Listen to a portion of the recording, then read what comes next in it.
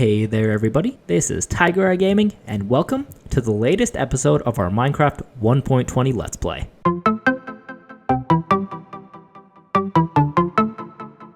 Those of y'all with a keen eye may notice that currently the blocks that I'm standing in between, as well as the long staircase of blocks behind me, are new, and you're right, because this is actually a creative copy of our survival world. And the reason that we're currently in a creative copy of our survival world is that I've been spending some time this afternoon creating a few different builds. Let's say 1, 2, and then maybe 2.5 that I've been wanting to create in our world. And oh, looks like I've been working for long enough that some phantoms have spawned. Luckily, we're in creative mode at the moment, so it doesn't matter. But yeah, don't worry. This is a copy of our survival world. Everything that we do in the survival world is only done in survival. This is just what I do to experiment with some designs, kind of decide how I want things to look, test anything out. And the reason why we're starting off in this somewhat unique way in the creative copy of our survival world is that I wanted to show you guys what I'm hoping to accomplish in the start of this video. And the reason why we want to start with these things is twofold. For one, it's just going to make life a lot easier. I've had to go up and down from the bottom of this little plains area all the way up to the top of our cherry grove biome a few times already, and even if you do find a path that's a little bit easier to traverse, even if you're using a camel or a horse, it still just takes a long time. So I was wanting to have a staircase all the way up here for a little while. I believe someone also put it in the comments, so shout out to that person. And then we also have this bridge for pretty much the same reason, just ease of access. I've been spending a good amount of time in that village in between episodes, so I wanted to have an easy way to access it, especially with a camel or with a horse. And then I just added the path in between because, well, I wanted to experiment, and honestly, I'm pretty pleased with how it turned out. However, of course, we can't spend too much time in this creative world. It is a survival let's play after all, so let me go ahead and snap my fingers. And we are now right back in our survival world. There we go. Oh man, looking over this cliff with no staircase, no bridge across the river, and no path connecting the two, I am starting to get a little bit intimidated, but it's okay. None of that stuff took too long to make. However, we will have to do a little bit of resource gathering before we can even get back into that. Specifically, we will need to chop down a whole bunch more of these trees because we used a lot of stripped cherry log in that build. We'll also need a whole bunch of stairs, so we'll need to get planks from these trees as well. And let me see, for the bridge we used a bunch of slabs, also a bunch of cherry wood, so more trees. And then finally, we used a lot of glazed pink terracotta for the staircase, which means that we'll have to head on over in this direction towards the desert area, and specifically, we'll have to head on over to the Badlands to mine a whole lot of terracotta. So, with that all said, with that little introduction of what we're looking to build, I think it's about time that I get to grinding. I will meet you guys back once I've mined that terracotta, chopped down these trees, and hopefully gotten at least a solid start on our big old staircase. And one final thing before I forget and really start getting into the meat of this project. While we're in this general area, while we're close to that village and close to our starter house, I am going to be trying to place down a whole bunch of crops on this shore, along with occasionally harvesting the crops that I already planted right next to that village. I don't think you can see it right now, but I already planted a bunch of stuff in the little pond that's right next to that village. And I also will be trying to sleep nights away so that we make sure our villagers over there stay alive. And I will be occasionally going over there to try and trade with the villagers. I've been shearing a lot of sheep in between episodes to trade with a guy who I made into a shepherd by placing a loom down over there. And I've also been trading a lot with the farmer villager, since those are two pretty easy early game trades you can make. I also do think there's a Fletcher over there, so I think I've done the stick trade with him a few times.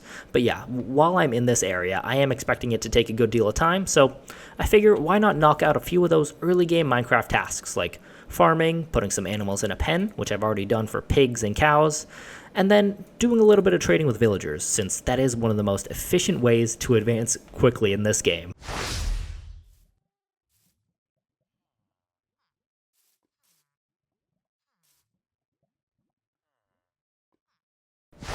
Hey there guys, quick intermission while the staircase is, let's say about 70% done. We got all the stair blocks in place, which was a little bit difficult without being able to fly in creative mode, but I did just want to take this intermission to say, we've gone ahead and crafted our very first diamond pickaxe of the series. We used our stash of 16 diamonds, now 13, that was just chilling in our house in our valuables chest, and we've done that because now it's time to go on over to the Badlands and collect all that terracotta to make into some pink glazed terracotta. I also took this intermission just to say that, real quick, while we have our camel sitting over here, and he's been great for transportation, I want to try using one of these horses. Now, there are So many in this plains biome, in the little plains biome that's just on the other side of this river. There are a ton of horses around here. So I'm going to take a minute, see if I can find a good fast one, stick a saddle and some iron horse armor on them, and then we'll go over and collect that terracotta. Well, ladies and gents, I believe we pretty much have 2 out of the 3 projects that I showed you in our creative test world complete. Specifically, as you can see, we are currently standing at the bottom of our big staircase, leading all the way down from here, the plains biome, all the way up to the top of our Cherry Grove donut, and specifically our starter house. And we also have this little path complete. Now, this path is meant to lead from the edge of that staircase all the way over to what will eventually be our bridge. I don't quite have the bridge complete yet. As you can see, there's nothing bridging this side of the river to the other, but I did just want to be with you guys for this final step. I made some candles out of some honeycomb that we got from the beehives up there at the top of the Cherry Grove biome, and I turned those into candles using some string that we got. So there we go. We are nice and lit up along the path. Little bit of a moody feel when it's dark outside. I kind of like that. And this is what it looks like from the bottom. If we come out to the side here, one significant difference from the design that I had in our creative test world to what's actually, in our survival world, I decided not to strip the logs that we used for the support pillars here on the staircase. I don't know, I do like the cherry wood a lot. I think it looks really good, and I don't know, I kind of like having a little bit of variety so it's not all pink. These logs right here at the very top are still stripped, but I decided to leave the rest of the support pillars as they are. Let me know what you guys think of that decision, and let me know what you think of these 2 builds in particular overall. We do still have to complete the bridge though, so let's go ahead and head to bed, see if our cat leaves us any gifts while we sleep, and then we will get right back to completing the bridge. And just in case anybody wanted to see them both during the daytime, here's a closer look at the path that we used. I did a little combination of the Minecraft path blocks, which you get just by right-clicking with your shovel, and then I put in a few of these cherry buttons. I also used a bunch of pink concrete powder. I think the concrete powder blocks in this game look amazing. I think they're a really great decorative touch, and since we're in a biome that's very, very pink, why not use a few of these on our path? And I am really pleased with how they turned out. And we also sprinkled in a few pink carpets and then also a little bit of pink wool. I was kind of scrimping and saving since we didn't have too much pink wool, but I've gone ahead and gathered a little bit more from the pink sheep that we have wandering up on the top of our donut since I dyed them. All right, everybody, we are back, and we have officially managed to finish those 3 architecture projects that I showed you at the beginning of this episode. We've got our staircase, ranging from the top, right here next to our Cherry Grove house, all the way down to the bottom of this kind of edge between the Cherry Grove biome and this plains biome down here. So we got this big staircase that's made of mostly cherry stairs, and then we have some glazed pink terracotta, along with the cherry wood pillars that kind of keep this thing up in the air, at least within the logics of this Minecraft world. We also then have our path connecting this staircase over to our 3rd and final item, which I just finished constructing, this bridge from this side of the river all the way over to the other side, making it a little bit easier to traverse, both for us and when we're riding our horse or our camel, over here to the side that has our nearby village on it. So there you go. That took me quite a bit of time in-game. Also took me a lot of resource collection, from having to go over there to the Badlands biome to get a bunch of clay, to having to chop down a whole bunch of these cherry trees. But it's all good. We managed to do it. And in the meantime, we've also made a whole lot of progress farming, and a couple of little informal farms that I made around the area, including the one right here by that pond, and then this little sugarcane pond as well. And we've also managed to make a whole bunch of progress in trading with villagers from this village. You'll see right now in my hotbar that I have over a stack of pumpkin pie on me, and I managed to get that by trading with the farmer villagers in here. You'll see I have 1 emerald on me right now. That's because I've been doing a lot of trading with these guys, both to receive emeralds and to give emeralds back to them to get stuff like food and to just level them up. But yeah, we've made a great deal of progress with these guys, and that naturally transitions into what we want to do for the rest of this episode. In particular, what we want to accomplish is 2 main things. We want to do a little bit more trading and kind of talk about how to best use these guys, especially in the early game, to advance very quickly. And then we also want to do a little bit of enchanting.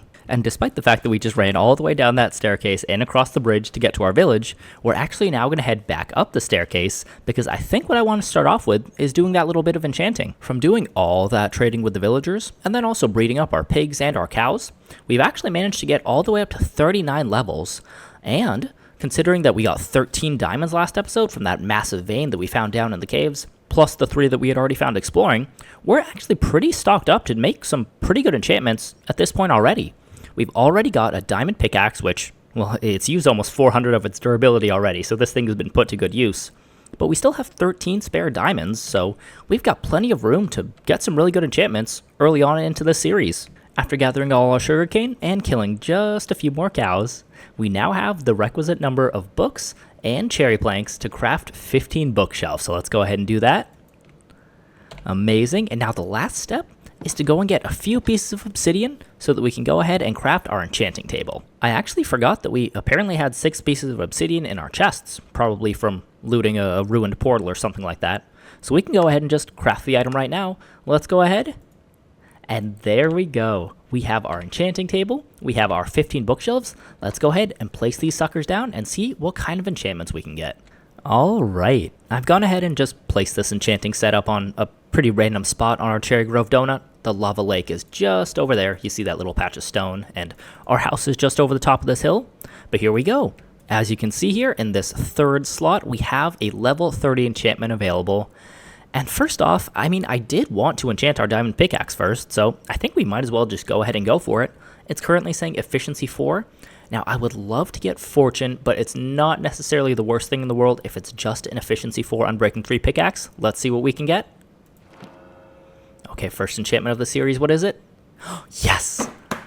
Oh, let's go. That is perfect. Unbreaking 3, efficiency 4, fortune 3. That is exactly what we need. And once we get a mending villager in our little village that we've set up just over there, it is going to be super, super easy to keep this thing for the entirety of the series.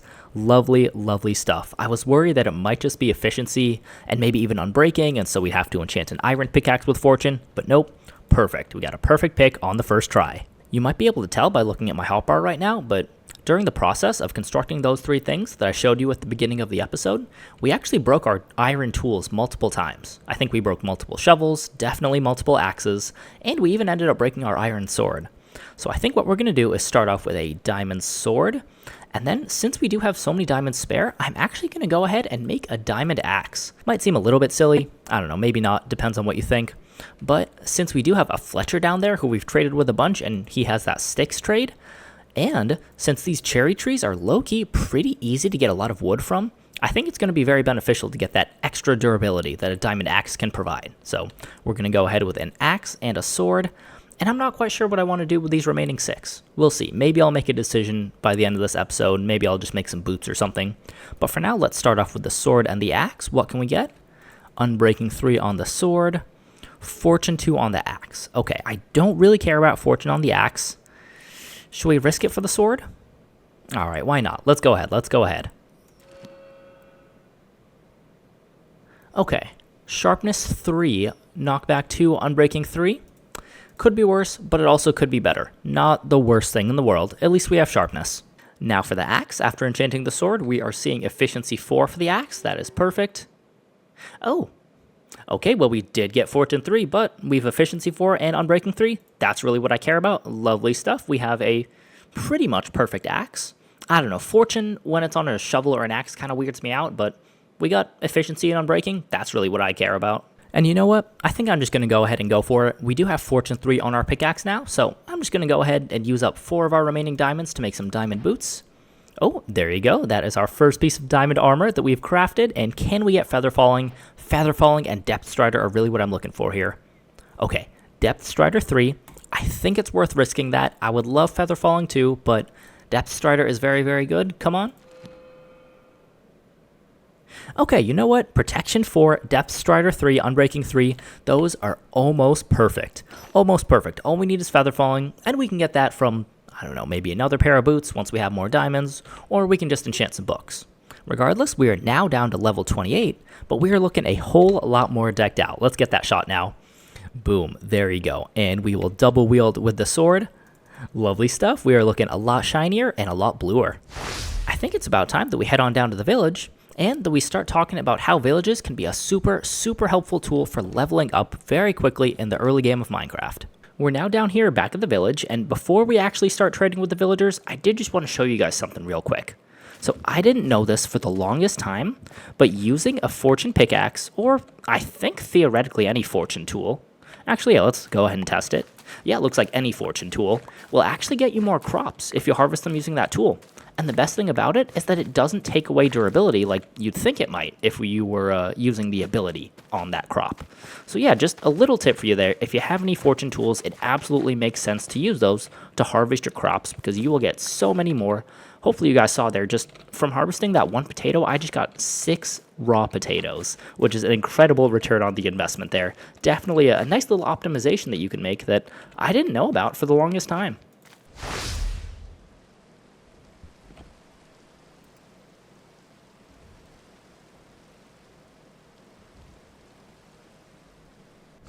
Alright, after sleeping the night away a little bit too close to these guys, I wanted to show you guys what I was doing while constructing those 3 things, the trades that I've been making with these guys. So, we have a couple farmer villagers, I think there's even a third one who's hiding out somewhere, but this guy right here, okay, he is an expert already, he is a carrots guy, and then he also has a couple good trades for melons and pumpkins. I haven't set up melon and pumpkin farms yet, but yeah, we have gotten this guy pretty far along his progression. Let's go ahead and trade a few more carrots. That is going to be even easier to do now that we have fortune tools. You are going to be even more useful for us. But yeah, just in case you guys aren't aware, farmer villagers are absolutely some of the best early game villagers to use to get lots of emeralds, which can then in turn be used to progress using some of the other villager types, which I'll show you all in a second. This, I believe, is our other, nope, just kidding, that's the same one. And we also have our Fletcher over here, who's just heading over to his workstation now. And this guy has been super, super useful for us. If you look at his trades, he's already gotten discounted a little bit because we've traded so much with him. And this trade for sticks is absolutely incredibly useful. So let's go ahead and just craft, let's say 16 pieces of cherry log into planks. We will then craft all of those into sticks. Gave us 2 1/4 stacks. So boom, 2, and there we go. Okay, so we weren't able to trade too many times since, you know, you do have to trade 31 sticks in order to get an emerald, but this is still a super easy and super efficient way to load up on emeralds early game. And it's especially easy when you consider that cherry trees are super easy to collect wood from. They have those long ranging branches which spawn in a ton of wood, meaning that it's super easy to get a lot of bang for your buck when you're collecting wood from them. So there you go, we've gotten at least 5 new emeralds. I think it's probably more, maybe even like 8 or 9 from this guy, just using the wood that was in our inventory alone. And now we can go ahead and check out some of the other villagers that we have. We also have this shepherd here who we've managed to turn into a master. He doesn't necessarily have any super useful later game trades, although these beds were how I was able to place a bunch of beds here in this silly looking little line and easily produce lots of new villagers for this village. But he is a super easy way to get emeralds early on that I think kind of goes under the radar sometimes.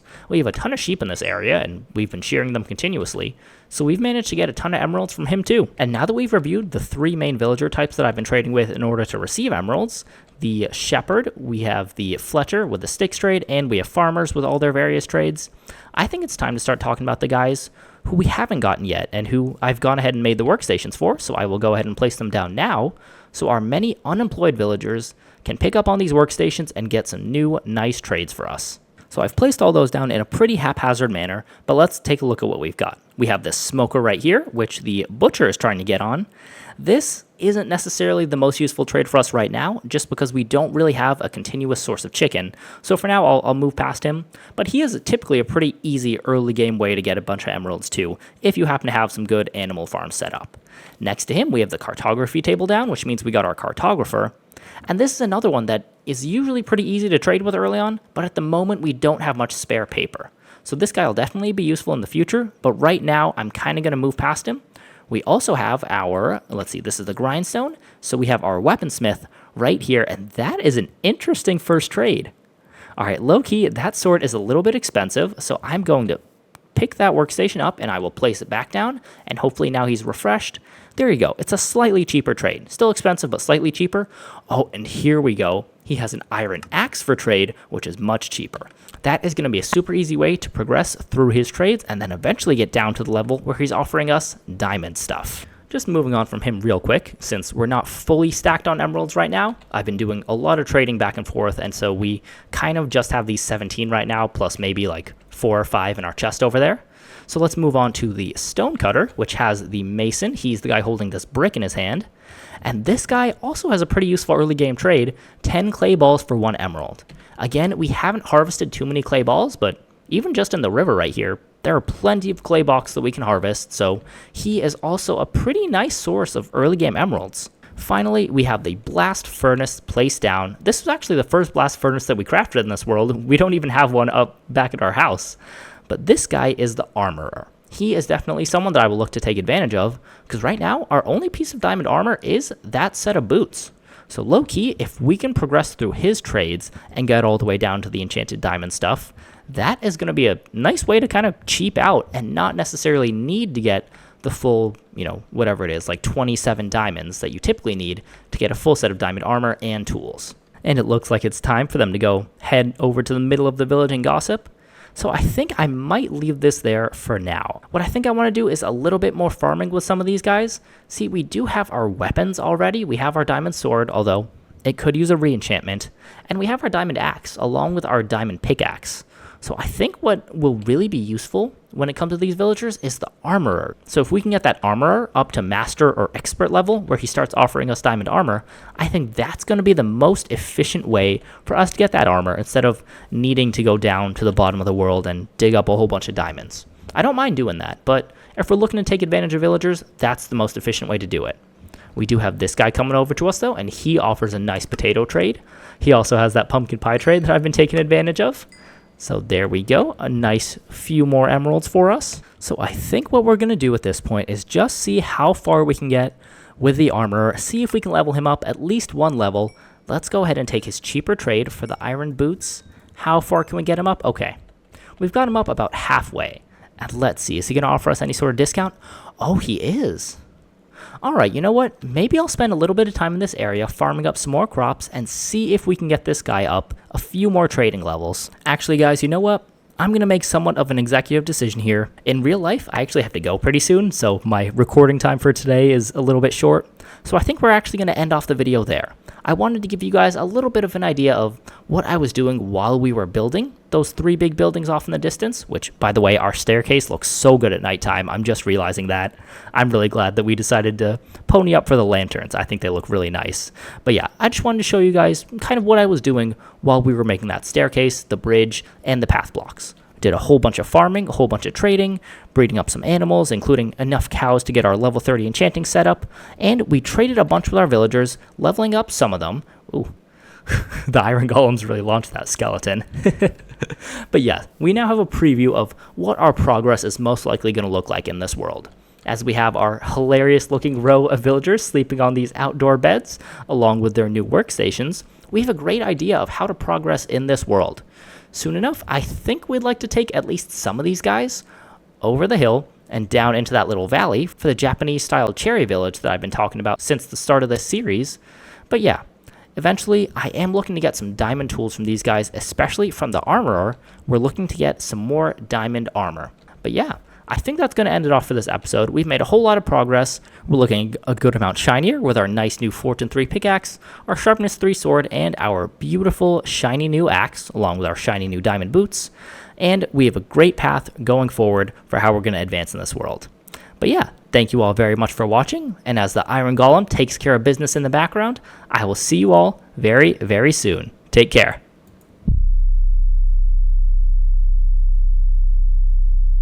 Hey guys, I'm actually recording this part after I've recorded the outro, but real quick, I did just want to say I also had the smithing table in my inventory.